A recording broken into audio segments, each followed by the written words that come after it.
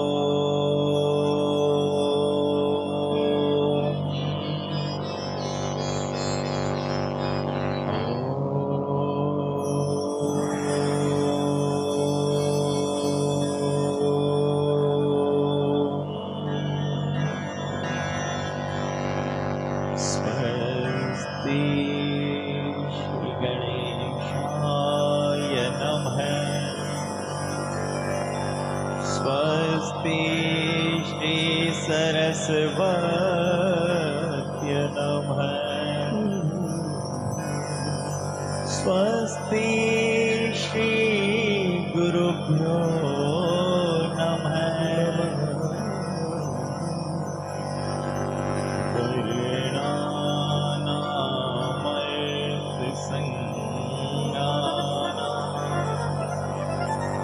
रसानां छन्दसामपि मंगलानां च कर्तारो वन्दे वाणी विनायको।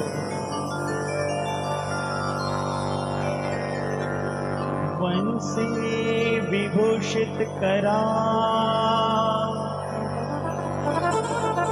नवनीरदाभा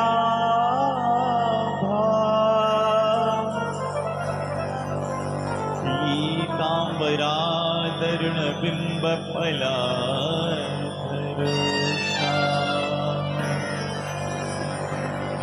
पूर्णेन्दु सुंदर मुखादरविंद नेत्रा कृष्णात् परं किमपि तत्त्वमहं न जाने। आइए हनुमत विराजिए कथा करो मति अनुसार। प्रेम सहित गादी धरो पधारो।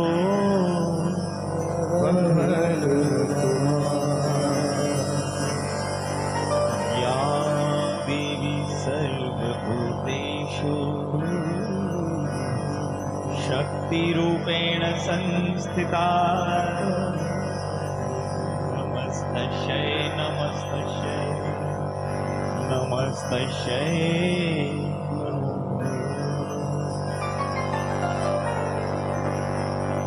श्रीराधे वृषभानुजा भक्तिनि प्राणाधार।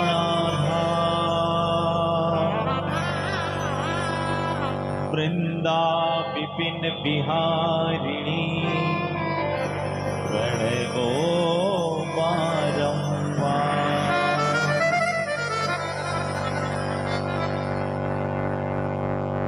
भक्त भक्ति भगवंत गुरु चतुर नाम बहु एक। इनके पद वंदन किए नासत।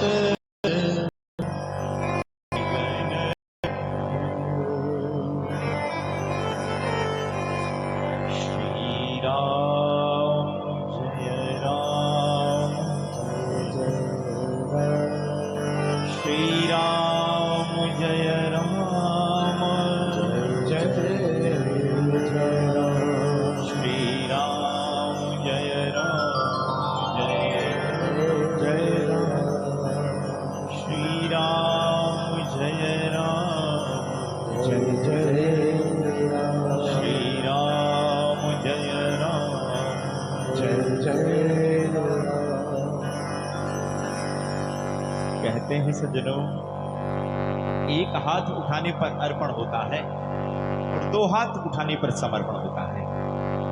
दोनों हाथ उठाइए। और ये दो हाथ भी इसलिए उठाए जाते हैं जैसे अगर कोई जल में डूब रहा हो ना, अपने आप उसके दो हाथ ऊपर उठ जाते हैं। ठीक उसी प्रकार से हम और आप भी इस भव सागर में डूबे हुए हैं। दोनों हाथ उठाकर हमारे साथ साथ बोले, हरे राम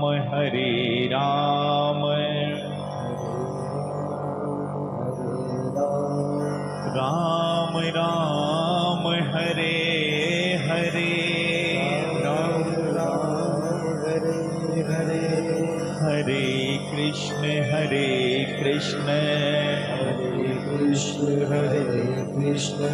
कृष्ण कृष्ण हरे हरे। बोलिए श्री सच्चिदानंद भगवान की जय। बोलिए बाल कृष्ण लाल की जय। बोलिए एकादश रुद्र भगवान की जय हो। बोलिए जगदम्बे मात की जय हो। बोलिए अपने अपने माता पिता गुरुदेव की जय हो। मस्ती नगर की जय हो। अपने अपने माता पिता गुरु की जय। नमः पार्वती पतय हर हर हर महादेव।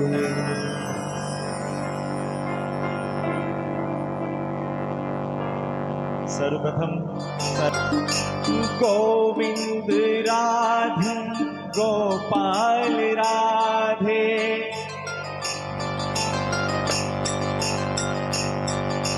ऐसे काम नहीं चलेगा। दोनों हाथ उठाकर ताली की सेवा करते हैं। राधे राधे गोविंद गोविंद राधे, राधे राधे गोविंद गोविंद राधे, गोविंद राधे गोपाल राधे, गोविंद राधे गोपाल राधे। राधे राधे जय हो। राधे राधे गोविंद गोविंद राधे राधे गोविंद गोविंद राधे। जय जय।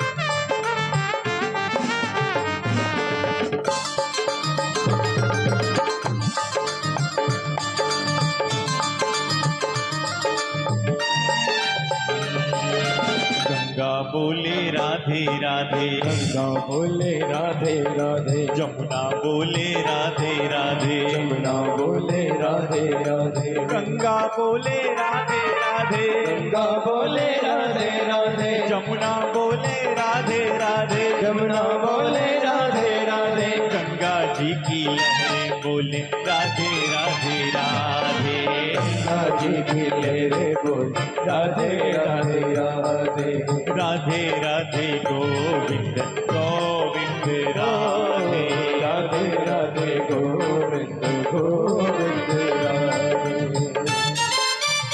जय जय।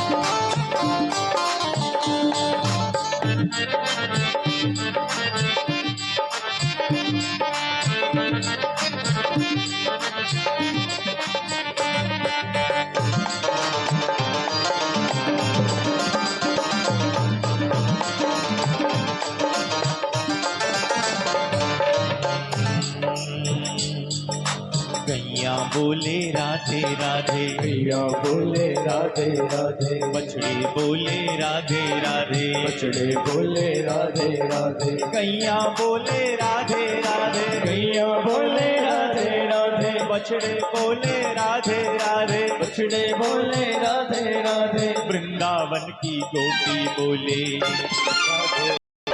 वृंदावन की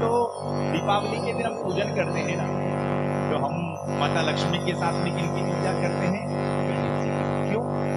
हे माता लक्ष्मी, आप हमारे घर में तो पधारो, पर पधारने के साथ साथ ये बुद्धि भी काम करती है। आप पधार कर अगर बुद्धि ने काम नहीं किया तो अर्थ का अनर्थ ना हो जाए, इसलिए आप तो पधारो, पर साथ साथ में बुद्धि भी हमारे साथ में काम करती रही। मानो चौड़ा ललाट बुद्धि का प्रतीक है। और फिर गजानन जी महाराज की छोटी छोटी सी आंखें, और वो आंखें प्रेरणा कर रही है। जीवन में याद रखना, भगवान की भक्ति में भूल कर दोगे चल जाएगा, पर व्यवहार में सावधानी रखो, व्यवहार में कभी भी भूल मत करो। छोटी सी आंखें, और ये अपने जीवन में उतार भी लेना। फिर आंखों से नीचे आओ, ये गजानन जी महाराज का लंबा सा नाक, और ये लंबा सा नाक प्रतीक है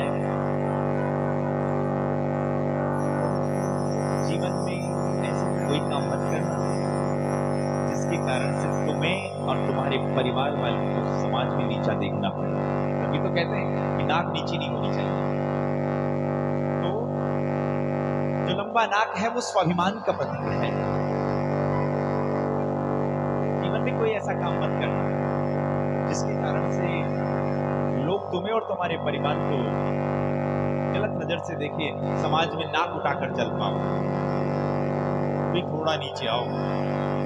गजानन जी महाराज का मोटा सा पेट और बड़ा पेट प्रतीक है बचाने का।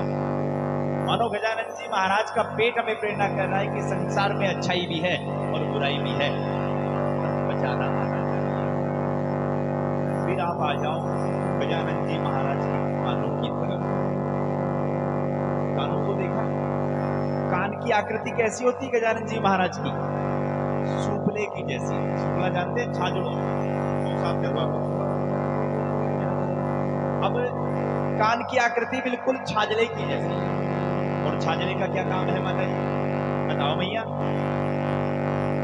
छाजला में अल्लाह का काम नहीं आवे, बड़ा में गौ ना कहा बच्चे, गौ ना कहा कचरो आतो ही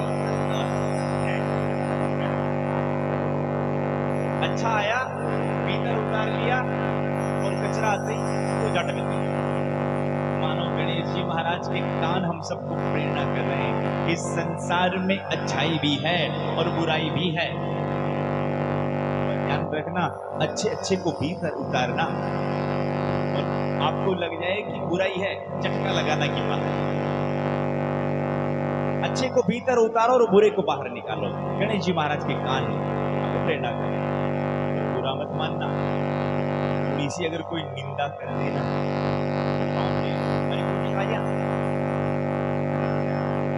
ये गणेश जी महाराज के कान की कथा, ये कान हमें क्या प्रेरणा कर रहे हैं कि भैया ध्यान रखना, कथा का पहला दिवस है और पहले दिन ही मैं आपको कह दूं कि कभी भी अगर आपकी निंदा हो जाए तो नाराज मत होना। याद रख लेना, निंदा उसी की होती जो जिंदा है। कई माताएं कभी कभी क्या हाथ को लंबा करके कहती है कि महाराज जी थोड़ा ही काम करूं, जस नहीं मिले, दौड़ काम करूं, जस नहीं मिले, ये करूं जस नहीं मिले। और अकेली कोई माताओं की नहीं, सबकी एक इच्छा है, थोड़ा काम करो जस नहीं मिले। पर याद रखना, जीते जी जस किसी को भी नहीं मिलता। और आप चाहोगे माने जस मिले तो मैं हाथ जोड़कर निवेदन कर दूं, फिर तो आपको आपके उठावने का इंतजार करना पड़ेगा। तीजा का दिन सब आर भीड़ रहेगा, हार घना चाहा घना बढ़िया। अगर जस चाहते हो तो किसका इंतजार करना पड़ेगा? उठावने का इंतजार करना पड़ेगा। जीते जी किसी की भी यूं नहीं कि जस मिल रहा है पहला। हाँ, निंदा किसी की मत करो। निवेदन, ये कथा क्या कह रही है? निंदा किसी की मत करो। अगर आपकी निंदा हो जाए तो प्रसन्न हो जाओ। समझ गए आप मेरी बात? क्योंकि निंदा से बड़ा कोई दूसरा पाप नहीं है। आज पहला ही दिन है और निवेदन कर दो, कम से कम ये 7 दिन तो फिर करो तो आपकी इच्छा, पर 7 दिन कथा सुन रहे हो, आनंद आ जाएगा आपको जीवन में। क्योंकि कथा आपके जीवन और मृत्यु दोनों को सुधारने वाली कथा है। ये कोई सामान्य नहीं है कि यहाँ से भीलवाड़ा से महाराज जी को बुलाया और यहाँ कथा गा रहे हैं, हम सुन रहे हैं, गलत। ये आपके जीवन की सबसे बड़ी उपलब्धि है, समझ लेना। ये भागवत मिलना इस जीवन की सबसे बड़ी उपलब्धि है, सर्वश्रेष्ठ उपलब्धि है, सर्वोच्च उपलब्धि है, पक्का मानना। क्योंकि हमें केवल ये भागवत नहीं, भागवत के रूप में साक्षात गोविंद हमारे गांव में पधार गए हैं, पक्का मानना। ये भागवत केवल पोथी नहीं, समझ लो, साक्षात भगवान कृष्ण है। जब भगवान अपनी 125 वर्ष की लीला का संवरण करके जा रहे थे ना, उद्धव जी ने कहा, प्रभु आप इस धराधाम को छोड़कर चले जाओगे तो इन कलयुग के कलुषित प्राणियों का कल्याण कौन करेगा? महाराज आप चले गए तो इन कलयुगी जीवों का उद्धार कैसे होगा, कल्याण कैसे होगा? कृपा करके आप कोई उपाय करें। फिर भगवान मौन हो गए और भगवान ने मौन होकर अपने शरीर से एक तेज पुंज निकाला, और तेज निकालकर इसी भागवत में समाहित करके कह दिया, उद्धव कलयुग में जो भी जीव इस भागवत की शरण ग्रहण करेगा उस पर कभी भी उस पर कलयुग का प्रभाव नहीं पड़ेगा। ये केवल पोथी नहीं, साक्षात भगवान कृष्ण है जो हम सभी कलयुगी जीवों का कल्याण करने के लिए ग्रंथा अवतार लेकर हमारे बीच में है। त्रेता के भीतर भगवान राम अवतार लेकर आए, द्वापर के भीतर भगवान कृष्ण अवतार लेकर आए, और कलयुग के हम सभी जीवों का कल्याण करने के लिए भगवान कृष्ण ही मानो ग्रंथा अवतार लेकर भागवत के रूप में पधारे हैं। बोले भागवत भगवान की। तो भागवत मिलना इस जीवन की सबसे बड़ी उपलब्धि है। मैं निवेदन करूंगा आप सबसे कि कम से कम आगे भी अगर जीवन को सुधारना चाहते तो बढ़िया, पर 7 दिन तक कणारी खोटी न खानी, कम से कम ये कथा सुन रहे हो तब तक, क्योंकि निंदा से बड़ा इस दुनिया में कोई पाप नहीं है। कैसे? देखिए, इसी संदर्भ में एक दृष्टांत समाचित करना चाहेंगे। एक बार एक संत महात्मा किसी के घर के बाहर गए तो वो व्यक्ति कहने लगा कि देखो काम ना काज आ जाते हैं मांगने के लिए, सीधा चारा निकाला उनकी झोली में डाल दिया। और मैं निवेदन करूं, कथा ये कह रही है, कभी भी आपके घर के बाहर अगर बिना निमंत्रण अगर कोई संत आ जाए तो अपमान मत करो। आपके पास व्यवस्था हो तो ठीक है, ना हो हाथ जोड़ दो। और उसने क्या किया, चारा निकाल कर उनकी झोली में डाल दिया।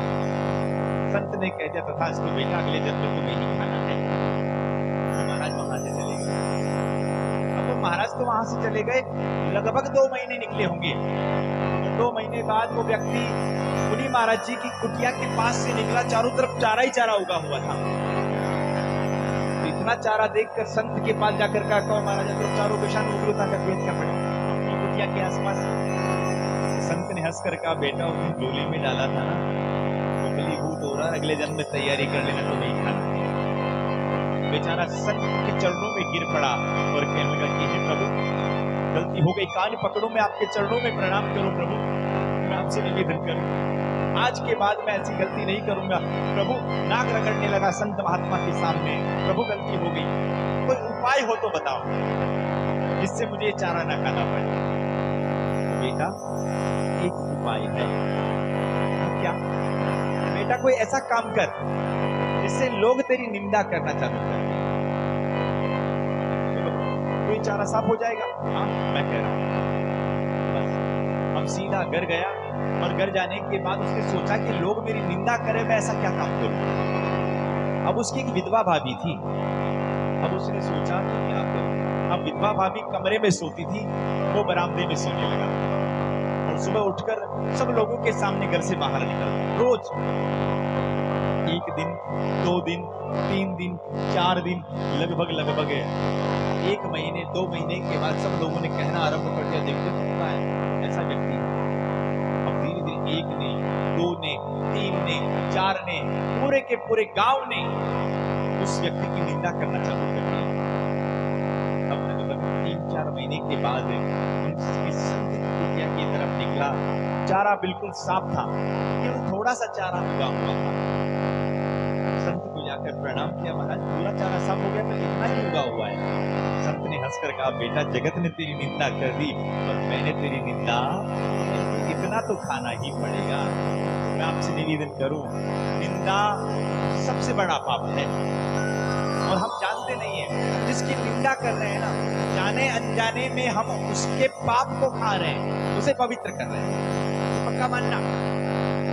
इसलिए आज कथा का पहला दिन है, मैं आप सबसे निवेदन करूं, अगर आपकी निंदा हो जाए तो प्रसन्न हो जाना कि राम राम कटिया पना, बिना साबुन के पाप निकले। निंदा हो जाए तो प्रसन्न हो जाना, और निवेदन है निंदा किसी की मत करना। समझ में आ गई? निंदा किसी की नहीं करनी है। और गणेश जी महाराज के कान भी हम यही प्रेरणा कर रहे हैं।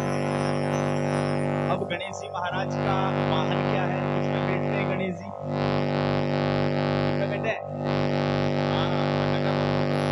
इसमें बैठे पे। और चूहे का क्या काम है? चूहा एक जगह पर चूहा एक जगह नहीं रुकता, थोड़ा यहाँ फुटका, थोड़ा यहाँ फुटका, थोड़ा यहाँ, थोड़ा यहाँ, थोड़ा यहाँ। मानो चूहा भी हमें प्रेरणा कर रहा है कि खाली कभी बैठो मत, खाली दिमाग शैतान का घर होता है, कुछ न कुछ काम धंधा करते रहो, खेती बाड़ी में काम रहे तो फेरों लगाए हो,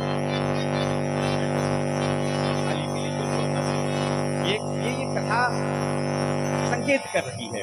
और मैं आप सबसे निवेदन करूं, गणेश जी महाराज के इतने गुण एक साथ होने के कारण से गणेश जी महाराज अग्र पूजा के अधिकारी हैं। आपसे बोल दीजिए ना एक बार, थोड़ा और भाव से बोलिए। गणेश जी महाराज के 12 नाम लेकर हम और आप सब इस कथा में प्रवेश करें। प्रणम्य शीर्षा देवं गौरीपुत्रं विनायकं भक्तावासं स्मरेण नित्यमायु कामार्थसिद्धये।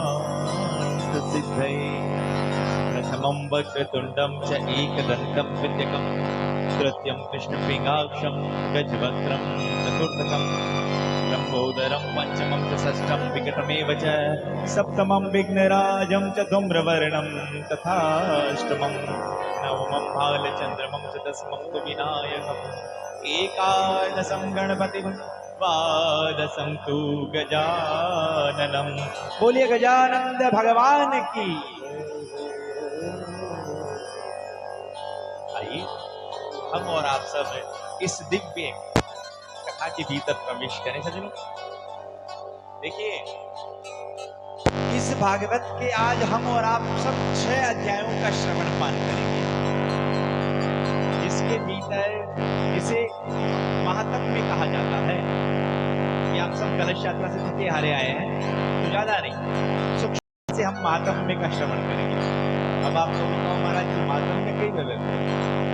देखिए, महात्म्य का अर्थ होता है जिस पुराण का आप श्रवण कर रहे हो, पढ़ने से सुनने से क्या फायदा, और इस पुराण को कौन व्यक्ति सुने तो उसका कल्याण हो सकता है। इसकी विशुद्ध विवेचना जिसमें की जाए वो महात्म्य कहलाता है। अब हाँ, ये जो 6 अध्याय हम आपको सुना रहे हैं, मैं आपसे निवेदन करूं, ये भागवत के नहीं है।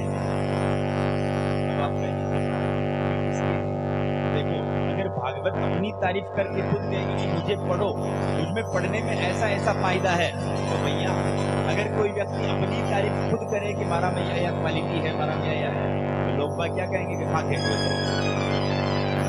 भाई। अगर खुद अपनी तारीफ खुद कर रहे हो, तो हमारे हफ्जी ने अच्छी रोटियां बना दो, हमारे हफ्जी ने यूं करो यूं करो, तो लोग बात मांगरी।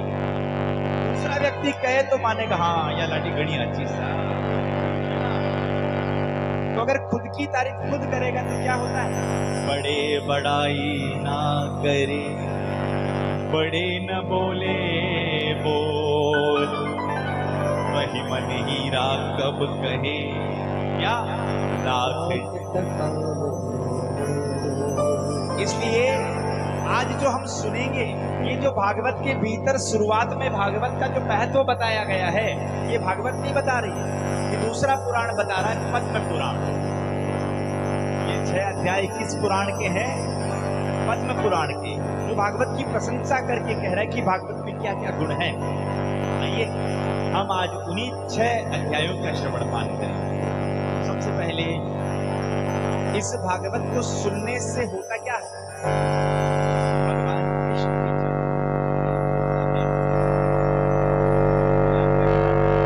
प्रेम कब होता है? जब हम किसी को जान लेते हैं, पहचान लेते हैं, तब प्रेम होता है। एक दिन आप 4 भुजानाथ के मंदिर में रोज प्रणाम करने के लिए जा रहे हैं, वही 4 भुजानाथ ठाकुर जी कृष्ण है, और जब उनके बारे में आप जान लोगे तो ज्यादा प्रेम होगा। और ये कथा भगवान के चरणों में प्रेम प्रकट करने के लिए ही है। आपसे बोल दीजिए ना एक बार।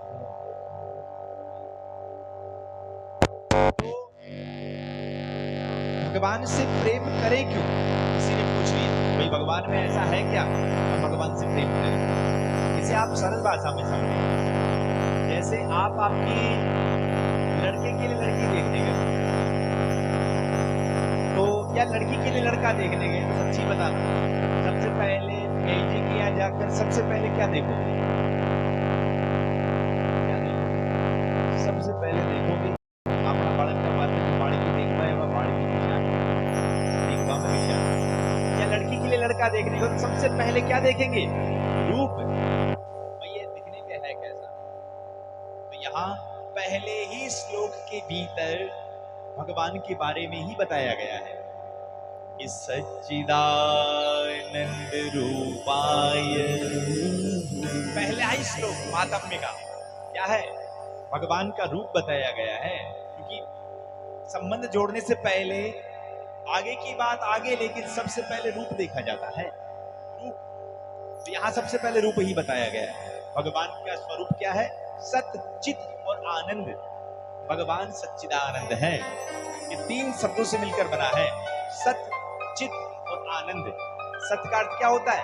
जो पहले भी था, आज भी है और कल भी रहेगा, उसे कहते हैं सत। पक्का मानना। ऐसा नहीं कि केवल भगवान द्वापर में थे कि त्रेता में थे कि कलयुग में भगवान कौन है। पक्का है। अगर भगवान नहीं होते तो कौन उन्हें सत्य कहता? सत्य का अर्थ ही होता है जो पहले भी था, आज भी है और कल भी रहेगा।